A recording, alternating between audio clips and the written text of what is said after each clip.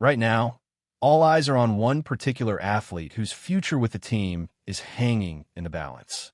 There's been no official extension, no finalized deal, and the silence is getting louder. While the front office insists they want to keep him around, the reality is that talks haven't really progressed. And sure, there's interest. There's always interest when you're talking about a player of this caliber, but interest doesn't pay the bills, or in this case, secure signature. What's even more intriguing is how familiar this whole situation feels. We've seen this movie before. The team waits, drags its feet, and then, right at the buzzer, something happens. Maybe it gets done, maybe it doesn't. But the pattern is the same. Slow negotiations, a lack of urgency, and a whole lot of frustration, especially for the fans. Now, let's be real. The organization has a track record of rewarding its top talent.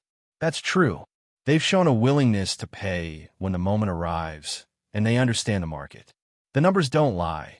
Players in this tier are commanding premium salaries.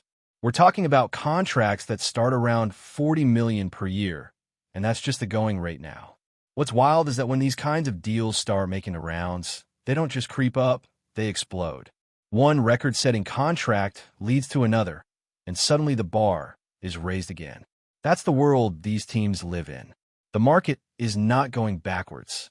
It only moves in one direction, up. And yet, despite knowing all this, the organization still acts like they've got all the time in the world. There's no urgency, no real pressure to get it done quickly. It's almost like they think they can wait it out, like maybe the player will back down or the market will cool off. But that's not how this works. If anything, delaying only makes things more expensive. So why the holdup? Is it a strategy? Is it ego? Or is it just the way they operate? Whatever it is, it doesn't make much sense, and it's certainly not winning over any fans. Everyone's asking the same thing. Will this guy get the payday he deserves? Will it be before training camp? Or will we be stuck in another drawn-out saga that ends with disappointment? And here's another layer to the story. Reports say that the number the team had in mind earlier this year, that number is outdated. The market has moved on. That $35 million per year mark, which once made headlines as the highest non-quarterback salary, that's old news. Since then, we've seen not one, not two, but 4 new deals that have blown past it. Now, there's a new leader with a deal worth just over $40 million and $25,000 a year.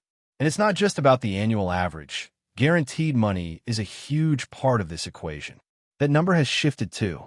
What was once considered elite guaranteed money has now been eclipsed by multiple players. So, if the team really wants to lock this guy in, they're going to have to step up in a big way.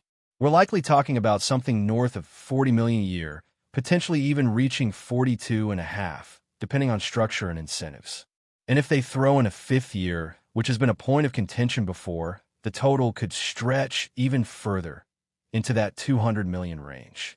Think about that for a second. A non-quarterback with a $200 million deal.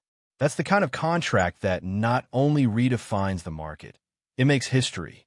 And yet, despite all this, we're still waiting. Still hearing that talks haven't picked up, that nothing is imminent. It's almost like the team is hoping they can make history on their terms, not the players. But that's not how leverage works. If you want a superstar, you have to pay superstar prices. While we're on the topic of roster moves, there's also some noise about another potential reunion. A veteran wide receiver, someone who already made a name for himself with the team, is reportedly interested in coming back. And guess what? The feeling seems mutual. That's right. After weeks of speculation, it looks like both sides are open to the idea of teaming up again. Now, don't get it twisted. The team isn't looking to spend big here. They're not about to throw $10 million a year at this guy. But they do see the value in bringing in someone who knows the system, who has chemistry with the quarterback, and who still has something left in the tank, at least for one more year. The receiver in question has made close to $140 million in his career. He's not hurting for cash.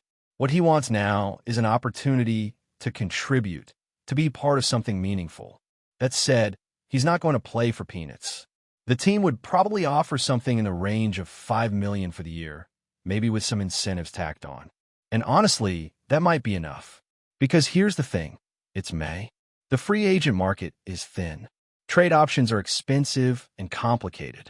If you can get a reliable veteran on a one-year deal, someone who can be your number 2 or number 3 receiver, that's a win. Especially when your current depth chart doesn't inspire much confidence. Now, we know this player isn't what he used to be. He's not the elite receiver he was a few years ago. But last season, he wasn't terrible either. He had flashes. He made plays. Was he outperformed by others? Sure. But there were reasons, injuries, a quarterback situation in flux, even a mid-season trade that threw off his rhythm. When you look at his best seasons, they all came with the current starting quarterback. There's a connection there, a history. And if he can stay healthy and suit up for even 14 games, that could be the difference between a decent offense and a dangerous one. Here's where things get tricky. Do you run it back with the same group that didn't get it done last year? Or do you take a calculated risk and bring in someone who, while no longer his prime, could still give you valuable reps? For me, that answer's easy. I bring him back. Because the options are limited, the ceiling is still there, and the price is right. You're not tying up long-term money. You're not sacrificing future flexibility. You're simply adding a known quantity to a group that desperately needs stability. And while we're on the subject of contracts, let's talk about the undrafted guys. Every year, after the draft ends, teams scramble to sign players who didn't hear their names called.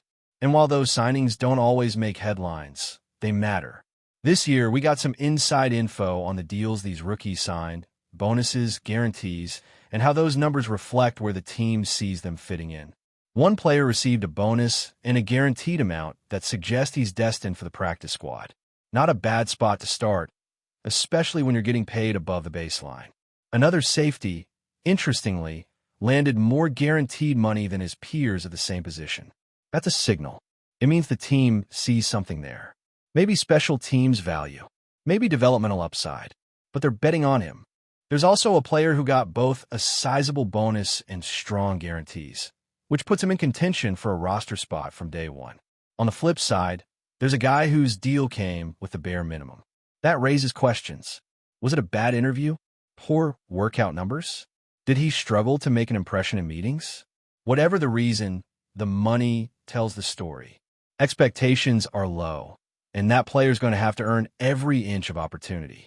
Bottom line, these early contract numbers tell us more than most realize. The team doesn't just throw money around. Every dollar means something. When a player gets a higher bonus or more guaranteed cash, it's because someone in the building believes they can make a difference. And for a roster that still has holes, especially at receiver and in the trenches, those undrafted gems could end up playing a much bigger role than expected.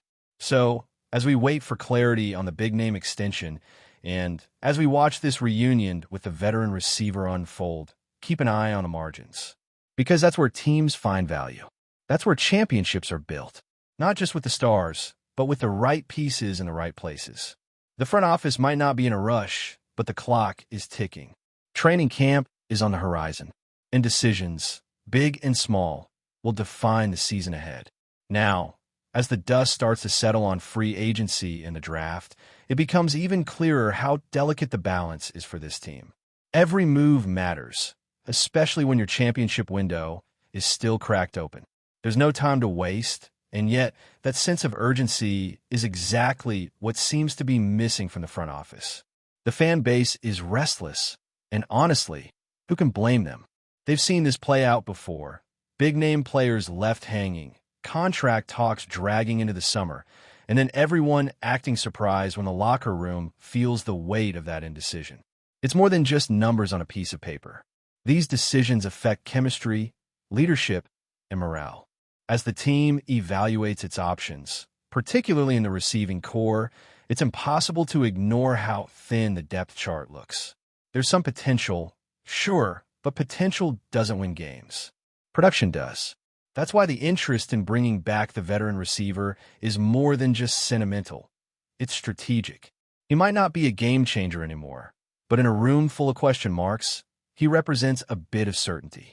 A player who understands the system, knows the quarterback, and has performed in pressure situations. That kind of experience can't be undervalued, especially when your offense is 1 or 2 reliable targets away from being elite. The financial side of the conversation still looms large. There's a big difference between what a player hopes for and what the team is willing to offer. But this late in the offseason, reality begins to shift. Expectations adjust, and both sides start to realize that a short-term deal, loaded with incentives, might actually be the smartest path forward. $5 million for a year, add in some performance bonuses, maybe playoff incentives, and you've got a deal that protects the team while giving the player a chance to prove he still has something left in the tank. Meanwhile, every move, every signing, every contract detail is being watched with a microscope. That includes the undrafted players who just got their first shot. For them, this is it, the beginning of the grind. And while their names might not be trending now, it's worth remembering how many success stories started with that same humble beginning. The biggest difference between sticking around and getting cut often comes down to effort, opportunity, and the willingness to outwork the guy next to you. With training camp creeping closer, the time for hesitation is over. The roster isn't going to fix itself. The window won't stay open forever. And if the front office truly believes in this core, it's time to prove it. Not with words, not with vague reassurances, but with action. Pay the guys who've earned it. Add the veterans who can still contribute. And give young players a real shot to rise. Because this season won't wait. But before we continue, don't forget to subscribe to our channel and give this video a like. Your support helps us keep bringing you the latest updates on the Dallas Cowboys. Feel free to share your thoughts on the news in the comments as well.